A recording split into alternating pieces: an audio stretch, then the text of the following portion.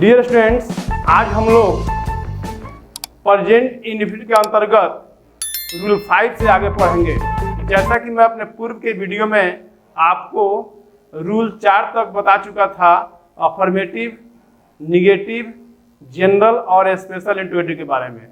आज हम लोग विचार करेंगे रूल 5 के अंतर्गत, जिसको अंग्रेजी में एम्फैटिक सेंटेंस कहा जाता है। इसलिए आप ध्यान से समझने की कोशिश करेंगे।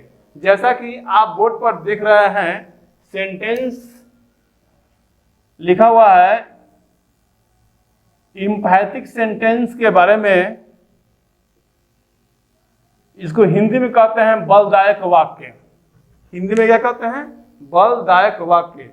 यानी हिंदी के जिन वाक्यों पर बल पड़ता है उन्हें हिंदी में बलदायक वाक्य कहते हैं और अंग्रेजी में एम्फैटिक सेंटेंस कहते हैं।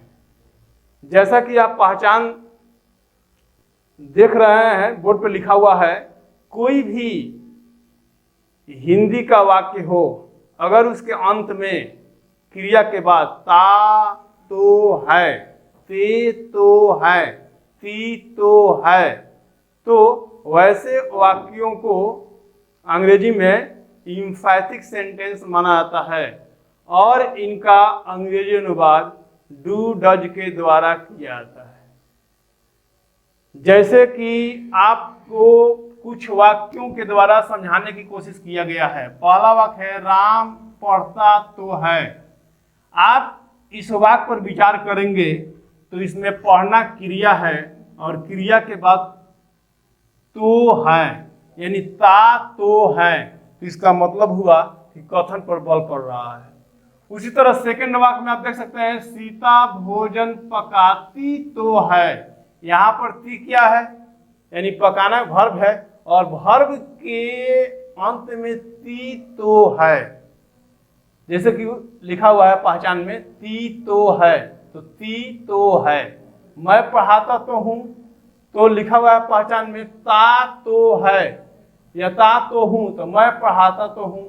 तो इस तरह इन वाक्यों से यह स्पष्ट होता है कि कोई भी हिंदी का वाक्य मिलेगा, अगर उसके अंत में यह पहचान रहेगा तो हम समझेंगे कि प्रेजेंट इंडेफिनिट का एम्फैटिक सेंटेंस है।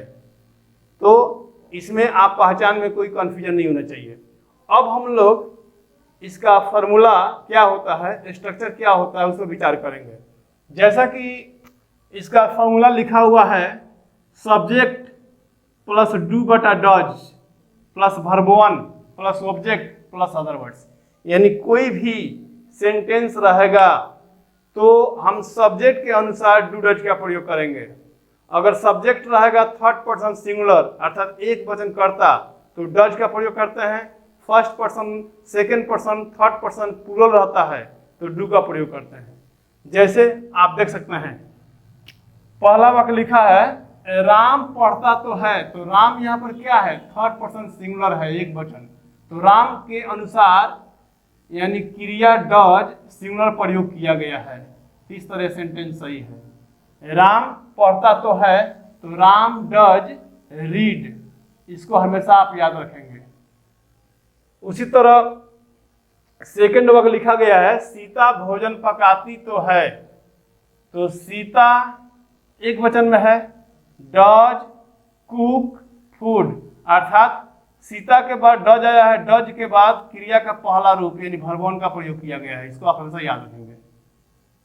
थर्ड वाक्य है, मैं पढ़ाता तो हूँ। तो मैं यहाँ पर आप देख सकते हैं कि फर्स्ट पर्सन है सिंगुलर नंबर में, तो आई डू टीच, अर्थात आई के साथ डू का प्रयोग किया जाता है। आप पहले से ही जानते हैं। तो इस तरह आप याद रखेंगे कि कोई भी हिंदी का वाक्य हो, अगर उनके वाक्य के अंत में अर्थात क्रिया के अंत में ता तो है, ते तो है, ती तो है, ते तो हो, तो वैसे वाक्यों का अंग्रेजी अनुवाद सदा डू डज मेन वर्ब के पहले किया जाता है। इस तरह वाक्य है एम्फैटिक बन जाता है। इसको हमेशा आप ध्यान रखेंगे। तो मुझे लगता है कि इसमें किसी कंफ्यूजन नहीं है। और भी आप वाक्यों के द्वारा यह देख सकते हैं। जैसे बोलना है आपको कि पृथ्वी सूर्य की परिक्रमा करती तो है, तो the earth does move around the sun. मैं तुम्हें जानता तो हूँ, तो आई डू नो यू। आप सुबह में टहलते तो हैं, तो you do walk in the morning. हम लोग अपने देश से प्रेम करते तो हैं, तो we do love our country. तो इस तरह इन वाक्यों से स्पष्ट हो गया कि प्रेजेंट इंडेफिनिट के अंतर्गत अगर इम्फैटिक सेंटेंस हो तो सदा उनका मेन वर्ब डू डेट के द्वारा किया जाता है। अब चलिए हम लोग 7 पर विचार करेंगे, 6 पर विचार करेंगे, आई एम सॉरी, ठीक है, 6 पर विचार करेंगे। क्वेश्चन टैग्स लिखा हुआ है। तो क्वेश्चन टैग्स का अर्थ क्या होता है?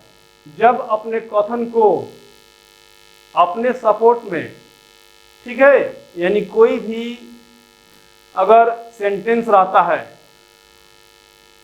और उनके अंत में, यानी हिंदी की बनावट इस तरह जैसे कि क्रिया प्लस ता है न, ते है न, ती है न, ते हो न, तो उन वाक्यों को हम प्रेजेंट इंडेफिनिट टेंस के अंतर्गत क्वेश्चन टैग मानते हैं। क्वेश्चन टैग का प्रयोग कब करते हैं? जब अपने कथन को मजबूत करना हो, अपने सपोर्ट को मजबूत करना हो, तो इसके लिए क्वेश्चन टैग का हम लोग प्रयोग करते हैं। अर्थात किसी व्यक्ति से अपने बारे में उसकी राय को मजबूती से रखने के लिए, उसके पक्ष को मजबूती से रखने के लिए, जैसे कि आप बोलते नहीं है किसी लड़के से कि तुम मुझे जानते हो ना, मैं झूठ नहीं बोलता हूं ना। तो इस तरह इन वाक्यों से यह स्पष्ट होता है कि क्वेश्चन टैग में हमेशा क्या होता है, कथन पर, ठीक है, या कथन को किसी के फेवर में मजबूती के लिए प्रयोग किया जाता है, यानी कन्फर्म होने के लिए। जैसा कि देखिए आपका लिखा हुआ है पहचान में, क्रिया प्लस ता है न, ते है न, ती है न, ते है न, यानी कोई भी हिंदी का वाक्य हो, अगर उनके अंत में यह पहचान दिया हो क्रिया प्लस ता है न, ते हो न, ती है न, ते है न, तो इन वाक्यों को प्रेजेंट इंडेफिनिट टेंस के अंतर्गत क्वेश्चन टैग के द्वारा अनुवाद किया जाता है। अब देखिए नियम में क्या लिखा हुआ है कि यदि क्वेश्चन टैग अफर्मेटिव में हो तो जो सेंटेंस बनेगा वो निगेटिव में बनेगा। अर्थात हिंदी का सेंटेंस दिया हो, अगर उसमें नॉट का प्रयोग नहीं हो तो जो अंग्रेजी का सेंटेंस बनेगा उसमें नॉट का प्रयोग किया जाएगा, जैसा कि लिखा हुआ है फॉर्मूला में। अब फर्स्ट वाक्य आप देख सकते हैं, लिखा है राम पढ़ता है ना, तो राम पढ़ता है ना, तो आप देखिए सूत्र में क्या लिखा हुआ है, सब्जेक्ट वर्ब 1 बटा verb 5 plus object plus other words, और लास्ट में लिखा है डजंट, डोंट प्लस सब्जेक्ट। इसको ध्यान दीजिए, राम पढ़ता है ना, तो राम यहाँ पर क्या है, थर्ड पर्सन सिंगुलर है, तो राम हो गया रीड्स। अब राम के साथ डू आया कि डज आएगा, इस पर विचार करना है। तो आप जानते हैं कि राम थर्ड पर्सन सिंगुलर है, तो थर्ड पर्सन सिंगुलर के साथ प्रेजेंट इंडेफिनिट में सदैव डज का प्रयोग किया जाता है। तो राम रीड्स डजंट ही, अर्थात इस वाक्य में नॉट नहीं था तो नॉट का प्रयोग किया गया, लेकिन संक्षेप में यहाँ आप देखते हैं कि जिस लेटर को हटाया जाता है उसके लिए एपॉस्ट्रोफी का प्रयोग किया जाता है, यानी फुल न लिखकर हम डजंट का प्रयोग करते हैं, डज नॉट का प्रयोग नहीं करते हैं। अब उसके बाद सब्जेक्ट के अनुसार प्रोनाउन का प्रयोग किया जाता है। यहाँ आप देख सकते हैं कि सब्जेक्ट क्या है, राम है, तो उसके लिए ही का प्रयोग किया जाता है, प्रोनाउन के रूप में तो ही आ गया है। इसी तरह राम के स्थान पर सीता होता तो यहाँ पर सी का प्रयोग किया जाता है। तो यह स्पष्ट हो गया कि प्रोनाउन का प्रयोग करेंगे वाक्य के सब्जेक्ट के अनुसार। अब देखिए सेकंड वाक्य, Sohan eats a mango doesn't ही, सोहन आम खाता है ना, तो सोहन यहाँ थर्ड पर्सन है, तो ईट में एस लग गया। उसके बाद मैंगो यहाँ काउंटेबल नाउन है, तो आर्टिकल लगा। अब उसके बाद सोहन के अनुसार डजंट का प्रयोग किया गया, क्योंकि इस वाक्य में नॉट नहीं है इसलिए यहाँ पर डजंट का प्रयोग किया गया है। और लास्ट में क्या है, सोहन है, तो सोहन के अनुसार ही का प्रोनाउन का प्रयोग कर दिया गया। अब उसी तरह देखिए 3 नंबर वाक्य है, मैं अंग्रेजी बोलता हूं ना, तो मैं अंग्रेजी बोलता हूं, तो आई स्पीक इंग्लिश, यहां लिखा हुआ है आई स्पीक इंग्लिश। अब आई के साथ क्या प्रयोग किया जाता है, डू का, इसमें नॉट नहीं है तो संक्षेप में डोंट लिखते हैं, आई हो गया, क्योंकि शुरू में सब्जेक्ट आई है तो लास्ट में भी आई होगा। अर्थात कहने का मतलब वाक्य के शुरू में अगर प्रोनाउन दिया हो तो लास्ट में भी प्रोनाउन होगा। अगर नाउन दिया हो तो नाउन के अनुसार प्रोनाउन का प्रयोग किया जाएगा। अगर राम रहेगा शुरू में तो लास्ट में प्रोनाउन ही आएगा, सीता रहेगा तो लास्ट में सी आएगा, बॉयज रहेगा तो दे आएगा, लास्ट में गर्ल्स रहेगा तो दे आएगा। तो मुझे लगता है कि आप इन बातों को अच्छी तरह समझ गए हैं। अब देखिए हम लोग विचार करेंगे आपका 7 नंबर जो रूल है, प्रेजेंट इंडेफिनिट का यह 7वां रूल है। इसमें क्या कहता है? कहता है कि हिंदी का कोई भी वाक्य हो, अगर उनके अंत में पहचान दिया हो, ता रहता है, ते रहते हैं, ती रहती है, ते रहते हो, अर्थात इस तरह का पहचान दिया हो कोई भी हिंदी का वाक्य हो, इसको हमेशा आप याद रखेंगे। तो वैसे वाक्यों का अंग्रेजी अनुवाद रिमेन, रिमेन्स के द्वारा किया जाता है। जैसा कि आप देखेंगे बोर्ड पर कुछ वाक्यों के द्वारा समझाने की कोशिश किया गया है। वह दिन भर खाता रहता है। इसका मतलब हुआ कि वह खाने का काम क्या है? दिन भर करता रहता है। यानी इसमें क्या है? कॉन्टिन्यूअस है, निरंतरता है, ठीक है, काम जारी रहता है। तो आप यहाँ देख सकते हैं कि वह दिन भर खाता रहता है, ता रहता है आ गया। आप हंसते रहते हैं तो हंसते रहते हैं, हंसना क्रिया है तो ते रहते हैं।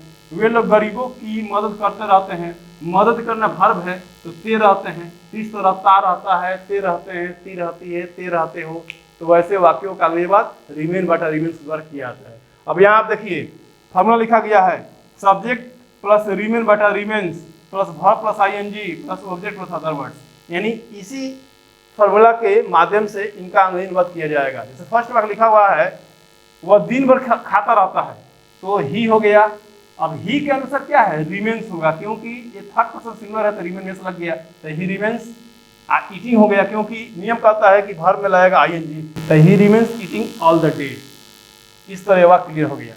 अब सेकंड नंबर देखिए, आप हंसते रहते हैं तो यू सेकंड पर्सन है, तो you second person, second person के साथ क्या है? आप रिमेन लगता है तो यू रिमेन हो गया। अब वर्ब में आईएनजी तो लाफिंग हो गया, तो यू रिमेन लाफिंग। वे लोग गरीबों की मदद करते रहते हैं, तो दे यहाँ थर्ड पर्सन प्लूरल है तो रिमेन हो गया। अब वर्ब में आईएनजी तो हेल्पिंग हो गया, द पुअर, तो they remain helping the poor.